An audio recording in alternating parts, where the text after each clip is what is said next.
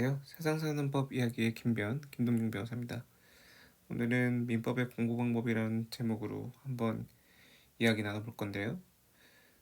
최근에 이제 그 로스쿨 입시가 마무리되면서 선행과 관련된 질문이 많이 들어오기도 하고, 기본적으로 민법 공부를 시작해야 되는 시기이기 때문에 그동안 질문 들어온 거에 대한 답변의 의미도 있을 것 같아요. 네, 그래서 어, 주로 이제 변호사 시험의 기출에 경향하고 선행학습의 방향에 좀 포커싱을 해서 말씀드리는 시간을 한번 가져보도록 하겠습니다.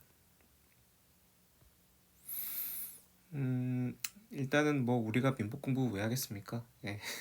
가장 일차적인 목표는 이제 변호사 시험에 합격하기 위해서고요. 그러기 위해서는 한번 출제 경향, 여기서 이제 출제 경향은 이 민법에 국한된 것이고요. 첫 번째로는 기본적인 법리 위주로 출제되는 경향이 있어요. 이게 사실 기본적인 거라고 해도 지금은 이 기본적이라는 게 쉽다는 거와 연결돼서는 안 될 것 같고요. 이제 그 실무가나 그 교수님들이 열의 아홉은 중요하다고 생각하는 법리 위주로 출제되는 경향이 있습니다. 근데 두 번째로 이제 사례 해결 능력에 방점이 있다. 이게 뭐냐면 결국에는 변호사 시험하고 기타 시험하고 차별점이 사실은 이 부분이거든요. 같은 내용이라 하더라도 어, 사실 변호사 일이라는 게 저도 해보면 학교에서 배운 대로 되는 경우가 별로 없어요. 그래서 예, 그래서 결국에는 어, 어떤 사건을 부딪혔을 때 결국에는 법리로 어떻게 해결해낼 수 있느냐가 가장 중요한 건데, 변호사 시험에서도 가장 중점적으로 체크하는 능력이 이 사례 해결 능력입니다. 음, 꼭 제가 거창하게 사례 해결 능력이라고 했지만 결국에는 많은 사례를 접함으로써 그 법리를 적용하는 능력을 이제 키우는 것이기 때문에 특별한 것은 아니에요. 또 하나 특징이 이제 민법 과목에 이제 국한되는 것인데, 이거는 기출이 그대로 출제되는 경우가 상대적으로 낮아요. 특히 이제 사례형 같은 경우는 이제 한번 사례형이 나왔다라고 하면은 그대로 나오는 경우는 좀 드물어요. 이 이유가 여러 가지 있는데, 민법 같은 경우에는 워낙 그 범위가 방대하기 때문에 사실은 출제하러 들어간 교수님들의 심리가 어떻겠어요? 대부분들이 기존에 출제됐던 거를 이제 반복하기 싫잖아요. 본인이 내고 싶은 걸 낸다 쳐도 작년 재작년에 비슷한 문제가 나왔다 그러면 좀 꺼려지는 게 있을 거 아니에요. 근데 민법은 이제 작년 재작년에 나왔던 이런 것들 혹은 몇 년도에 출제되었던 사례라 할지 그걸 빼고도 낼 게 충분히 많기 때문에, 예, 변호사 시험이 아직 10회밖에 되지 않았죠. 그래서 충분히 이제 그런 측면에서는 기출이 반복되는 확률은 좀 낮은 편이다. 선택형이나 이런 거에서는 사실 선택형은 문제수가 좀 되기 때문에 그런 경향이 좀 기출이 반복되는 경향이 있을 수 있는데, 특히 사례형 같은 경우에는 기출이 반복되는 확률이 상대적으로 낮다. 이거 기출 문제가 안 중요하다는 게 아니라 예, 상대적으로 낮다는 그런 얘기입니다. 음, 다음으로는 이제 민사소송법하고 민사집행법의 연계가 중요하다는 얘기인데요. 이게 이제 변호사 시험은 민법으로 시험을 보는 게 아니죠. 예, 종래 이제 사법시험에서는 이제 민법으로 시험을 봤는데, 로스쿨에서는 어, 민사법으로 그 시험을 보기 때문에 시험 문제가 딱 나왔을 때 이게 민사소송법 문제인지 이게 민사집행법 문제인지 민법 문제인지 구별하기가 매우 까다롭습니다. 그래서 적어도 이게 민법 문제인지 민사소송법 문제인지 민사집행법인지 문제는 1차적으로 판단을 해야 돼요. 그래서 처음부터 이제 민법을 공부하면서, 네, 같은 해당되는 부분이 이게 민법의 쟁점인지 민사소송법의 쟁점인지 이런 걸 구별하려면 그때그때 이제 해당 부분의 민사소송법이나 민사집행법을 알아두는 게 좋아요. 그래서 연계해서 공부하는 것도 중요하고, 처음 민법을 공부하는 단계에서부터 조금 이제 관련돼 있는 부분이 뭐다, 이거와 관련돼 있는 부분이 뭐다, 이렇게 접점을 공부해 두는 게 좋습니다. 나중에 한꺼번에 하려면 너무 힘들거든요. 그래서 나중에 이제 민사소송법이나 민사집행법을 공부했을 때 그때 이제 민법을 떠올리면서 여기서 이제 민법 문제가 나올 때 민사소송법의 문제가 같이 나올 수 있겠구나 뭐 이런 걸 머릿속에 염두에 둬야지 시험 문제 풀 때 헷갈리지 않을 수 있어요. 그 다음에 이제 민법 같은 경우에는 어렵기도 어렵지만 문제수도 많고 그래서 시간 압박이 대단히 큰 과목 중에 하나죠. 작년에도 아마 갑자기 막판에 사례형 중에 엄청 긴 문제가 나와서 어, 시험장에 들어가 있던 분들의 간담을 서른하게 했다는 제가 얘기를 들은 적이 있는데 꼭 뭐 그런 경우뿐만이 아니더라도 시간이 모자라요. 시간이 모자라기 때문에 평소 같으면은 간단하게 해결할 수 있는 문제도 시험장에서 긴장감 있는 상태에서 시간 압박이 들어오면 못 푸는 경우가 많거든요. 그러면 평소 때부터 문제풀이를 좀 많이 해둘 필요가 있습니다. 많이 하면 좋은 건 안돼 시간이 없는 걸 어떡하냐 뭐 이렇게 늘 뭐 그렇게 말씀하시는데 어, 어쩔 수 없어요. 간단하게 시간이 없을 때뭐 하는 요령이나 이런 것도 익혀둘 필요가 있어요. 그래서 뭐 다른 과목에 비해서는 압도적으로 사례나 뭐 기타 문제를 풀이할 때 연습이 좀 필요한 과목 중에 하나입니다. 어, 또 이제 마지막 특징이 최신 판례의 중요성은 상대적으로 좀 낮은 편이에요. 이게 조심하셔야 될 게 상대적으로 낮은 거예요. 이게 형법이나 뭐 형사소송법처럼 그해 그 전년도에 나온 판례가 이제 바로 출제되는 경우는 조금 드물거든요. 왜냐하면 이제 음, 어떤 판례가 이제 민법에 나왔을 때 그 판례가 어떤 의미가 있는지가 사실은 이제 기존에 있던 판례와의 관계도 그렇고 이 민법이 이론적으로 어떤 의미가 있는지에 대한 연구가 좀 진행된 다음에 이제 나오는 경향이 좀 있거든요. 꼭 근데 이제 어, 어, 이 법리 부분의 예외라고 제가 써놓은 게 뭐냐면 이게 대법원까지 올라가면 사실은 그 전에 이제 하급심들이 있을 거 아니에요. 그러면 이제 그 단계에서부터 이제 학계에서 하급심 때부터 이게 대법원의 판례가 나올 것 같다라고 해서 이제 연구가 선행되는 부분들이 있거든요. 뭐 그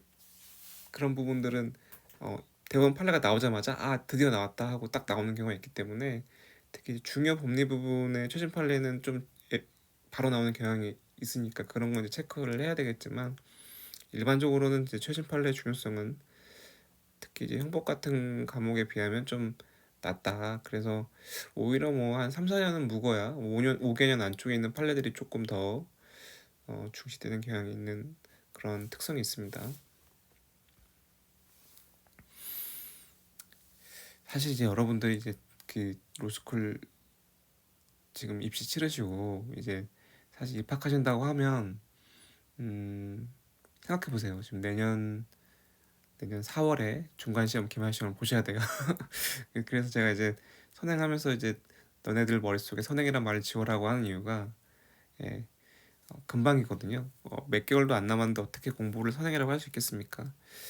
민법에서 이제 중간 기말 시험은 사실은 뭐 저도 모르죠. 저도 몰라요. 왜냐면 출제하시는 교수님 성향에 따라 다를 수밖에 없기 때문이죠.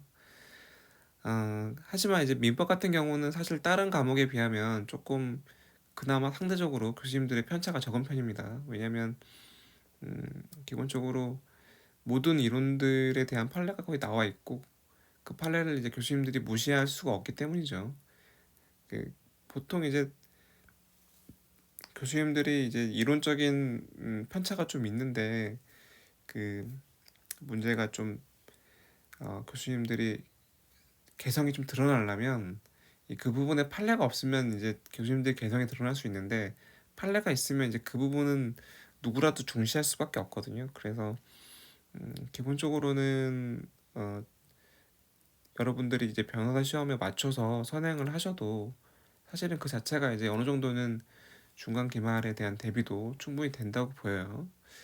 하지만 이제 실제 이제 여러분들이 이제 중간 시험, 기말 시험을 보게 되면 그 학교에서 내려오는 족보가 있죠. 족보가 있고 그 다음에 이제 변호사 시험 기출 문제가 있죠. 해당 부분 진도에 그 학교 수업 내 진도 범위 내에 있는 이 변호사 시험 기출 문제가 있고 그 변호사 시험 모의 시험 1년에 3번 보는 변호사 시험 모의 시험의 기출 문제가 있죠. 그 세 가지는 거의 다 완벽하게 뭐 암기인데 뭐 지금 잘 이해가 안 될 수 있는데 조금 더 거기에 이해를 해야 된다는 의미를 덧대어서 숙지해야 된다 이거죠. 숙지해야 된다고 하는데 정복은 필수입니다. 그 세 가지에서 그 교수님들이 그 이 지금 제가 말씀드린 족보, 변호사 시험 기출, 모의 시험 기출 이 셋 중에서 이제 만약에 문제를 내면 어, 이미 뭐 대부분 학생들은 알고 있어요. 여기 그대로 나갈 수 있다는 걸. 그래서 이걸 못 쓰면 바로 학점이 한 단계 낮아집니다. 그래서 어, 중간고사 기말 시험 때는 해당 진도 범위내 이걸 정복하는 게 필수적이고요. 사실 이제 변호사 시험에 비하면 서술량이 많아야 유리하죠. 왜냐면 이제 그 상대적으로 시간을 좀 많이 주거든요. 왜냐면 변호사 시험보다는 시간적인 압박을 주게 되면 이제 초보자에게 좀 가혹하다 이런 게 있고 2학년 때까지도 이제 아직 뭐 공부가 좀 여물려면 시간이 좀 필요하다 이렇게 생각하시는 분들이 많아서 그런지 모르겠는데 서술량이 좀 많아야 유리한 건 맞는데 이거는 변호사 시험에 비하면 그렇다 이거죠. 예, 변호사 시험에 비해서 그런 거고 기본적으로는 이제 음, 예, 사람이 이제 개인적으로 느끼기에는 이제 시험당 문제는 그때그때 교수님들이 출제하시는 방식 족보나 이런 걸 통해서 가늠할 수밖에 없어요. 그래서 시험이 기본적으로 변호사 시험 같은 경우에는 이제 거의 판례 위주로 서술하고 거의 그 판례에 따라 결론을 낼 수밖에 없는 경우가 많은데 학교 시험에서는 판례 외에도 그 교수님이 중시하시는 이론이나 혹은 이제 그 공부를 조금 하라는 의미에서 그 답안지 내에서도 뭐 개념이나 의 이런 걸 쓰시기를 원하는 교수님도 이제 있거든요. 그게 자체가 이제 잘못된 건 아니고 물론 변호사 시험에서 그런 걸 쓸 시간은 없지만 여러분들이 이제 공부를 좀 시키기 위해서 제도의 취지나 의 이런 걸 쓰면 가점을 주는 경우가 있어요. 그러면 그 가점 받아야죠. 그러니까 상위권을 위해서는 판례 외에 이제 의의나 개념이나 이론 학습 이런 것도 이제 교수님이 중시하신다 이러면 이제 그런 것도 좀 섞어주는 방식으로 시험을 치러야 됩니다. 음, 뭐 사실은 어, 로스쿨에서 그 지금 특히 이제 선행을 시작하는 시기라서 이제 말씀을 드리는 건데 어, 너무 이제 그 해당 로스쿨에 계신 교수님 성향에 맞출 필요는 없어요. 사실 이게 좋은 답안지는 사실은 그 교수님의 그 성향을 뛰어넘거든요. 잘 썼다고 그러면 뭐 어떤 교수님들이 인정할 수밖에 없기 때문에 뭐 너무 교수님이 뭘 중시한다 학교 들어가서 그런 말에 너무 귀를 기울일 필요는 없고요. 대체적으로 그 뭐 변호사 시험에 맞춰서 공부를 하게끔 요즘에는 그 학교에서도 많이 요구를 하기 때문에 어, 선행 자체는 변호사 시험에 일단 맞춰서 하고 학교 들어가서 조금 이제 이렇게 조정하는 이런 방식으로 공부를 하시는 게 좋을 것 같습니다. 그래서 이제 민법의 선행학습의 목표가 뭐가 돼야 되느냐 뭐 이 부분들을 또 자주 물어보시는데 일단은 빨대를 잘 세워야겠죠. 일단은 사람이 뭐 법학 공부가 80% 이상이 암기다, 90% 이상이 암기다, 혹은 뭐 99.9%가 암기다, 뭐 여러 가지 얘기가 있죠. 암기가 중요하지만 암기가 되면 왜 왜 다 외울 수 있으면 왜 힘들어 하겠습니까? 사실은 이제 양이 너무 많으니까 힘든 거 아니에요? 그러니까 기본적으로는 강약 조절을 좀 하셔야 돼요. 주요한 부분, 시험에 많이 나오는 부분. 시험에 많이 나온다는 게 중요한 거죠, 사실은. 이 부분에서는 뭐 강사가 좀 필요한 부분이고요. 강사의 강의가 좀 필요한 부분이고요. 주요 부분을 확실하게 공부하는 방식으로 공부하는 게 효과적입니다. 그냥 아무 생각 없이 읽고 나 토양에서 한 번 읽어봤으니까 좀 도움 되겠지. 도움 1도 안 돼요. 그런 건 도움 1도 되지 않고요. 그러니까 적어도 자기가 사고할 수 있는 어떤 그 메커니즘 정도는 도구 개념 정도는 좀 틀을 짜놓고 수업을 들으면서 자기 생각하는 방식하고 교수님 말씀하는 방식으로 자기 생각 나름대로 교수님 방식을 정리해 나갈 수 있을 정도의 지식은 쌓아놓고 들어가야 돼요. 특히 이제 개념이나 제도, 취지, 의 이런 것 좀 정도는 정리하고 들어가는 게 바람직합니다. 이거는 시험에 나가는 부분은 아닌데 선행할 때 안 하면 이걸 또 할 시간도 없어요. 사실 처음 공부할 때는 그, 그 제도에 대한, 그러니까 머릿속으로 뭐 채권자 대위 같으면은 그 이 채권의 보존을 위한 제도다 이렇게 그냥 워딩으로 아는 거랑 그 채권의 보존이라는 워딩 자체를 깊게 이해하고 있는 거랑 또 다르잖아요. 그러니까 채권의 보존이란 과연 뭐냐, 뭐 이런 제도의 취지나 의의를 좀 이렇게 깊이 있게 이해하려고 노력하고 한번 공부를 들어가는 마치고 한번 마치고 들어가는 이런 시간이 돼야 될 것 같고요. 판례를 많이 하는 것도 중요한데 그 해당 분야에서 중요한 판례를 완벽하게 아는 게 더 중요해요. 그러니까 어차피 여러분이 기억에 한계가 있기 때문에 여러 가지 판례를 처음부터 많이 공부하면 좀 이렇게 근간이 흔들리는 헷갈리거든요. 그러니까 그 해당 부분에서 어떤 제도에서 중요 판례 한 두세 개 정도는 내가 확실하게 알고 들어간다 이런 기분으로 그 리딩 판례를 완벽하게 사실관계랑 법리랑 결과까지 이렇게 완벽하게 정리하고 들어가면 어, 이제 그 부분에 해당하는 시간은 좀 나중에 줄어들 수 있거든요. 중요한 부분을 공부한다는 의미에서도 또 판례 학습의 기본을 익힌다는 의미에서도 리딩 판례를 반복해서 정리하는 게 중요합니다. 제가 반복하라고 한 거는 어, 대부분은 한 두 번 정도 예, 예, 한 번을 다 보기도 벅차기 때문이죠. 그 다음에 이제 사례풀이 방법하고 답안지 서술 방식에 대한 건데요. 사실은 이제 뭐 저도 사실 그렇게 생각해요. 뭐 좀 공부가 좀 된 다음에 쌓인 다음에 그 다음에 사례풀이를 들어가는 게 이 제대로 공부하는 법이라는 건 저도 인정을 해요. 저도 인정을 하는데 그러니까 종래 사법시험이 그랬죠. 뭐 1차는 선택형으로 보고 2차는 이제 서술형으로 그 논술형으로 보는 형태였기 때문에 최소한 1년 정도 공부를 하고 그걸로 이제 1차 시험 8지선대로 치른 다음에 그 다음에 이제 다시 이제 1년 정도 공부해서 이제 시험을 치르는 이런 방식이었다면 그때는 그렇게 해도 돼요. 그게 또 맞기도 하고요. 어느 정도 타당성도 있는데 이제 문제는 로스쿨은 들어가자마자 시험을 사량으로 본다 이거죠. 그러니까 여러분들이 어 이걸 안 하고 이제 중간 시험, 기말 시험을 치면 최소한 이제 중간 시험은 좀 봐주시는 교수님도 있어서 음, 시험을 이렇게 막 그 어렵게 사례를 어렵게 내거나 혹은 이제 사례를 빙자한 뭐 약수령을 내거나 뭐 선택형을 내시는 분들이 있는데 최소한 이제 기말 시험부터는 사례형을 내시거든요. 대부분 교수님들이.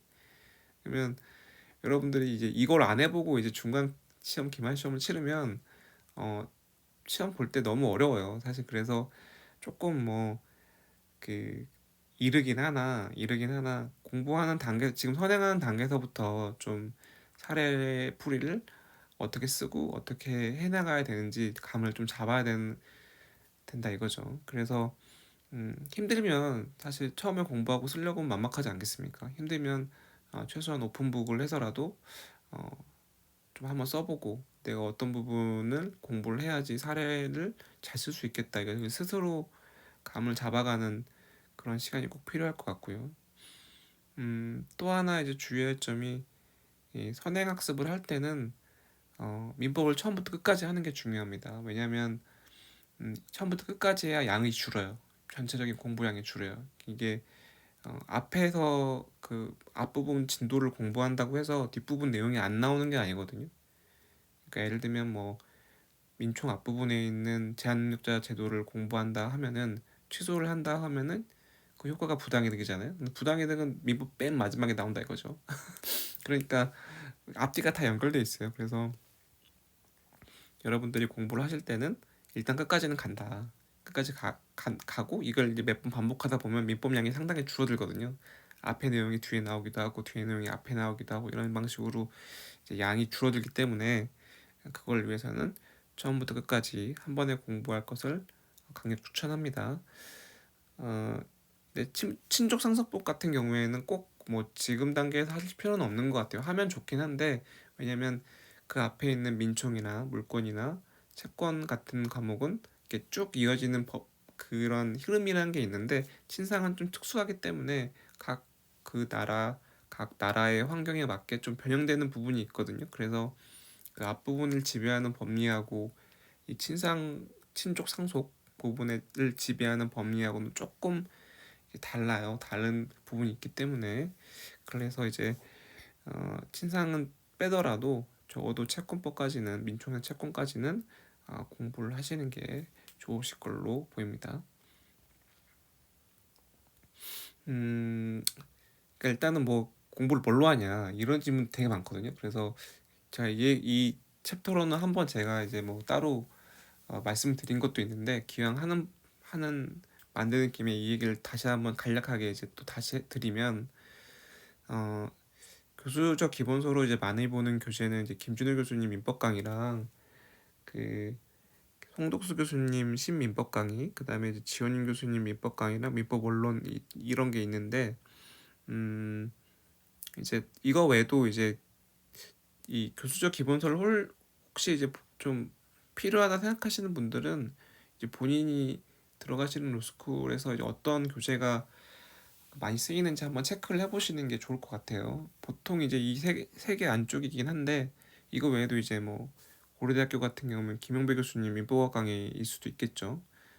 뭐 이 대체적으로 저는 이제 기본적으로는 뒤에서 말씀드리겠지만, 이제 교수적 기본서가 꼭 필요하지는 않다는 주의이기 때문에. 근데 이제 학교에서 수업할 때는 적어도 기본 교재나 참조 주제를 강사적으로 하지는 않거든요. 그래서 어쩔 수 없이 학교 다닐 때는 보실 수밖에 없을 텐데, 이 셋 중에 이제 취향에 따라 선택한다기보다는 어쩔 수 없이 강제되는 측면이 있기 때문에, 그 학교 수업 때 이제 어떤 책을 많이 쓰는지 그거를 미리 좀 정보를 입수하셔서 그 책을 이제 구입하시는 게 제 생각에는 어, 좋다. 어차피 학교 수업 들을 때 써야 되니까요. 그러니까 여기서는 사실 호불호나 장단점이라는 게 좀 의미가 없을 수 있는데, 그래도 이제 좀 말씀드리면, 김준일 교수님 민법 강의 같은 경우에는 이게 어, 제 기억에 저가 학교 다닐 때 나왔거든요. 그냥 1990년대 후반 학부 때 그때 이제 나온 책인데, 그때보다는 이제 역사가 워낙 오래됐고 많이 보강이 됐죠. 그래서 어, 이 교수님 책 중에서는 제일 좀 쉽다라는 평가가 있는데, 어, 그 쉽다라는 말 안에는 상대적이라는 말이 또 있기 때문에, 요즘에는 딱히 뭐 그렇게 민법 강의가 다른 교수님 책에 비해서 쉬운지는 저는 잘 모르겠어요. 사실은 뭐 안에 좀 까다로운 민법주의 내용도 많이 달아 넣으셨고, 초판 민법 강의 초판이 이제 쉬워서 사실 쉽다는 의미가 많이 있는데, 어, 초판에 그 초심을 많이 잃으신 것 같은데.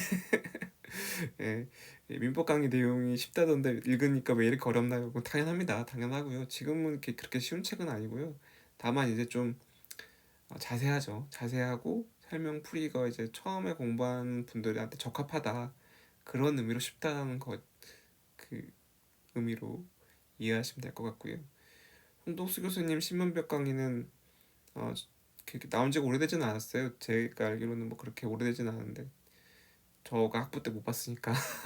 근데 이제 손도 교수님이 워낙 대가시고, 어, 제 지금 책에 꽂혀 있는 게 신문에서도 지금 가끔 이제 이런 부분이나 이게 필요할 때 보는 책이 신민법강인데요. 음, 김준호 교수님 책 뭐 못지않게 그 이상으로 혹은 정리도 잘 되어 있고, 오히려 좀 심플하게 잘 정리되어 있는 면에서는 어떻게 보면 김준호 교수님 책보다 나은 면도 있는 것 같아요. 예, 그래서 김도수 교수님 책도 있고요. 지훈이 교수님 민법 강의나 민법 원론은 제가 이 책으로 한번 뭐 민법 원론은 민법 강의를 뭐 요약하셔서 만든 책이라고 하더라고요. 그래서 제가 둘 다 써놓긴 했는데, 뭐 학교 수업에서는 뭘 쓰시는지 잘 모르겠어요. 근데 민법 강의, 지훈 교수님 민법 강의 책으로 저는 한번 제가 이제 공부할 때 이제 한번 시험을 그 책으로 정리해서 보긴 했는데, 음, 판례 정리가 잘 돼 있는 편이고요. 뭐 다른 책도 그렇지만 어, 교수님 개인견해하고 판례가 잘 이제 조화된 그런 책입니다. 사실 뭐 제가 뭐라고 이분들 책을 논하겠습니까? 사실 예, 어, 제 평가는 사실 거의 의미가 없고요. 뭐 아마 이제 개인적인 호불호보다도 아마 학교에서 선택한 그런 기준에 따라서 이 책을 하실 수밖에 없기 때문에 지금 뭐 혼자 독학을 하면서 내가 뭘 보겠다 이렇게 해서 좀 취향에 따라서 골라보겠다 이거보다도 미리 좀 입학하시는 학교에 한번 알아보시는 게 좋을 것 같아요. 그 다음에 이제 여러분들이 이제 강사자 기본소가 있는데 이거는 이제 사실 강사를 고르는 거랑 똑같죠. 강사저 책만 읽고 공부하진 않을 테니까. 대표적인 강사님이 이제 쭉 이렇게 있는데 음, 사실은 뭐 이게 좀 강사들 별로 경쟁이 치열하기 때문에 제가 뭐 여기서 뭐가 낫다 이렇게 말씀드리기 좀 어렵고요. 어, 기본적으로는 사실은 여기 있는 강사님 외에도 정말 훌륭하신 강사님들이 있을 수 있어요. 이건 이제 제가 한 번이라도 들어본 강사님 위주로 선정한 거고요. 어, 그 윤동환 강사님하고 이제 방수순 변호사님은 제가 이제 사법시험 공부할 때 좀 들었던 교수님들이고, 이제 성윤근 변호사님하고 장현석 변호사님은 어, 장현석 변호사님은 제가 강의를 들어보지는 못했고, 어, 제가 이제 가르치는 학생들 중에서 좀 이 책 가지고 질의하는 분들이 있어서 책은 좀 봤어요. 그래서 특징을 조금 말씀드리면 어, 이건 사실 이 강사들 사이에 이 차이는 사실은 실력 면에서는 뭐 다들 어, 의심할 여지가 없고요. 취향에 따라서 좀 달라지는 것 같아요. 이게 뭐 목소리 톤이라든지 설명하는 방식이라든지 뭐 판사를 많이 하냐 적게 하냐, 판서의 크기가 적네 작네 뭐이 정도의 차이라는 거죠. 사실은 뭐 좀 더 뭐 설명을 좀 개괄적으로 체계적으로 하네 아니면 좀 미시적으로 자세하게 하네 뭐이 정도 차이고요. 어, 뭐 여기서 뭐 강사님들이 뭐의 차이가 극명하게 드러나는 부분은 뭐 제가 봤을 때는 거의 대동사이한데, 윤동환 강사님 민법 맥 같은 경우에는 조금 이제 디자인이나 좀 이게 좀 간략하게 돼 있고, 박승수 변호사님 민법 정리 같은 경우에는 변호사님이니까 좀 더 이제 체계적으로 책 이름도 정리잖아요. 이렇게 좀 정리하는 형식으로 돼 있고, 논점 민법 강의는 좀 책이 두껍죠. 이거 내 수업을 지금 성균 변호사님이 이걸 하시는지 모르겠는데 아마 소영근 변호사님이 강의를 하시면서 또 다른 이거 외에도 책을 내신 걸로 알고 있거든요. 그래서 뭐 그 책으로 하실 수도 있는데 제가 보진 않아서 모르겠는데 조금 간략한 요약본 수업을 하실 수도 있어요.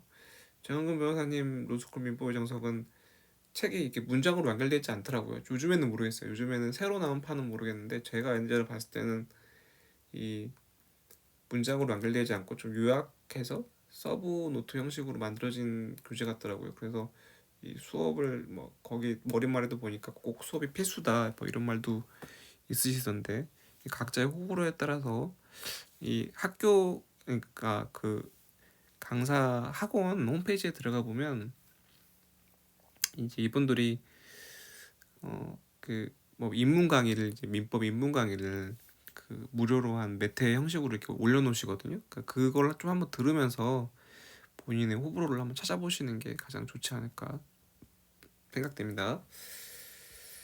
아, 제가 드리고 싶은 말씀은 이거예요. 이제 둘 다 장단점이 있죠. 뭐 교수저 기본서 같은 경우에는 서술 자체로 이제 그것만 읽으면 이해되도록 그런 목적으로 써 있는 거잖아요. 그 강의를 염두에 두지 않고 이 책을 읽고 이해해라 이런 목적하에 써 있는 거기 때문에 이해도를 높이는 데는 좋아요. 근데 이제 그대로 그 문장 그대로 따서 이제 시험지에 쓰기엔 너무 어렵기 때문에 시험지에 쓸 수 있도록 정리하는 작업이 꼭 필요해요. 근데 강사자 기본소개 같은 경우에는 그 그럴 필요가 없이 그냥 바로 그 강사자에 있는 말 그대로 그냥 옮겨 써도 답안지가 어느 정도 이루어지거든요. 그래서 정리 없이 바로 그것만 암기하면 공부가 된다는 장점이 있는데, 강사저 같은 경우에는 강사저라는 강의를 위해 만든 책이잖아요. 그러니까 강의의 도움이 반드시 필요하다는 그런 뭐 단점 아닌 단점은 있죠.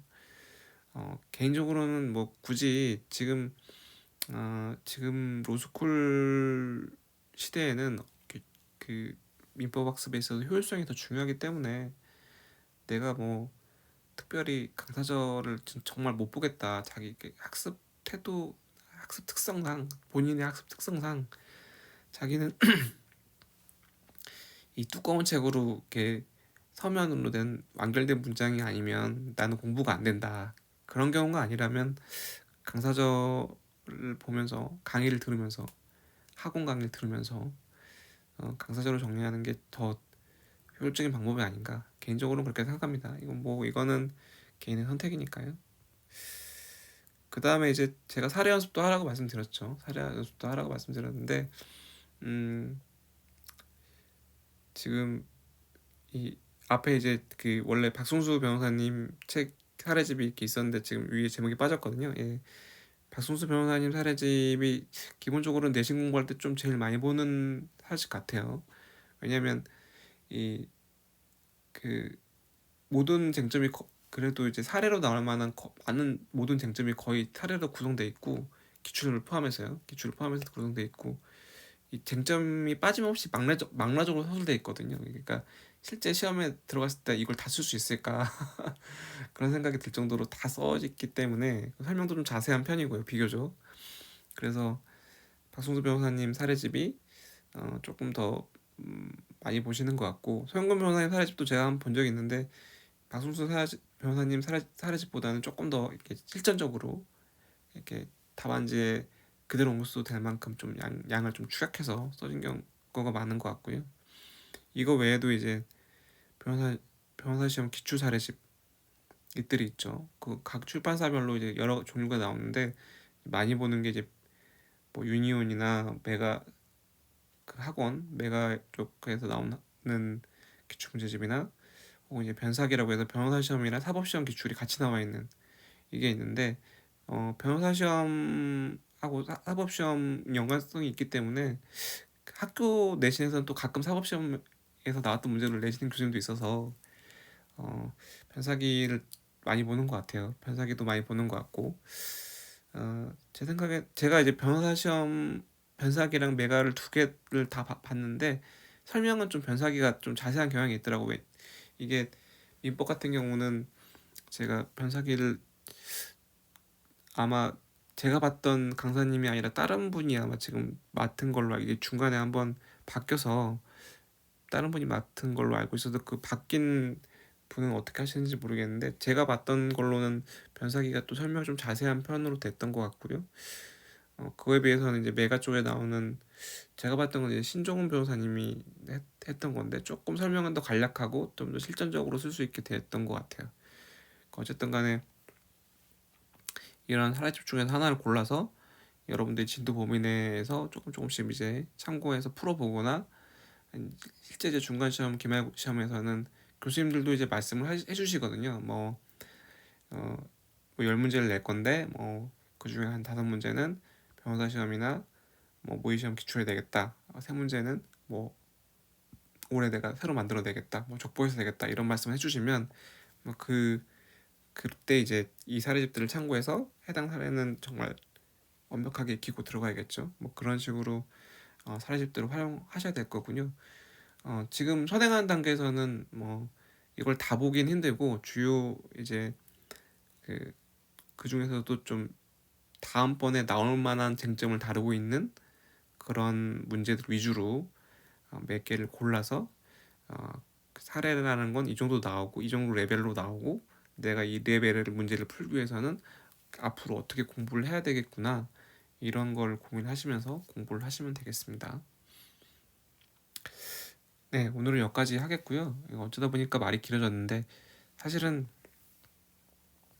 공부를 시작하는 단계에서 이거 해라 저거 해라 이렇게 말을 듣는 만큼 짱나는 일도 없거든요. 근데 어, 이 요즘에 변호사가 어렵다, 별거 아니다, 이렇게 말을 해도 변호사가 되는 길은 쉬워지지 않았어요.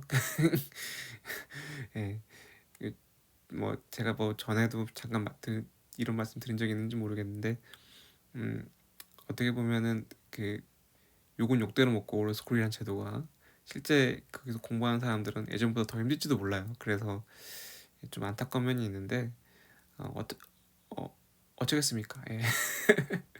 예, 공부를 하셔야 됩니다. 시작하는 시기이기 때문에 또 연말이기도 하잖아요. 여기 아마 이제 합격을 하시고 이제 공부를 시작하는 분들도 있을 텐데 음, 뭐 그걸 다 때려치고 뭐 공부만 하고 막 2시까지 뭐 달려라 이런 건 아니고요. 예, 현실적으로는 사실 힘들어요. 현실적으로 힘들고 최소한 뭐 어, 최소한 해 지기 전까지 아침에 일어나서 해지기 전까지는 공부한다. 뭐 이 정도라도 하셨으면 좋겠어요. 예. 제 생각에는 이제 공부의 시간보다도 어느 정도 집중력을 좀 가지고 공부를 하느냐가 더 중요한 것 같습니다. 오늘 여기까지 하겠고요. 예, 다음번 콘텐츠에도 또 찾아뵙도록 하겠습니다.